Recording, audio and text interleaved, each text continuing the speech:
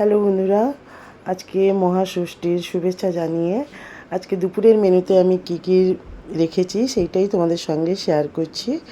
দেখো, আর থালায় নিয়ে নিলাম ভাত। আর কি হয় বলো তো, আজকে মানে ষষ্ঠীতে আমাদের মাছ খাওয়া হয়, তারপরে সপ্তমী অষ্টমী দুদিনই নিরামিষ খাওয়া হয়। তো আজকে তার জন্য আমি দুপুরের মাছের উপর দিয়ে করেছি। ভাত নিয়ে নিয়েছি, লেবু নিয়ে নিলাম, লঙ্কা নিয়ে নিলাম, তারপর নিয়ে নিচ্ছি ওল মাখা, তারপর নিয়ে নিচ্ছি দেখো চাল কুমড়ো পাতার বড়া, মানে সর্ষে পোস্ত দিয়ে চাল কুমড়ো পাতার বড়াটা বানিয়েছি। এটাও আমার ছর্দি পাঠিয়েছে। বড়ি ভাজা নিয়ে নিলাম, এটাও আমার ছর্দি পাঠিয়েছে। দেখো, মেদিনীপুর থেকেই পাঠিয়েছে। মেদিনীপুরে মানে লোকেরা একটু বড়ি বানাতে ভীষণ ভালোবাসে। তারপর নিয়ে নিচ্ছি দেখো আলু ভাজা আর ইলিশ মাছের ডিমের ভাজা।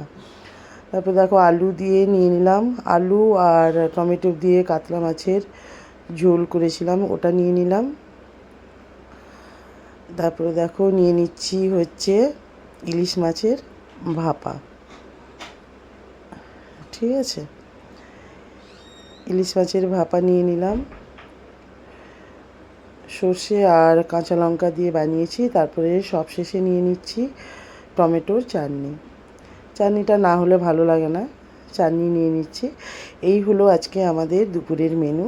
তো বন্ধুরা, তোমাদের কেমন লাগলো অবশ্যই কমেন্টে জানাবে।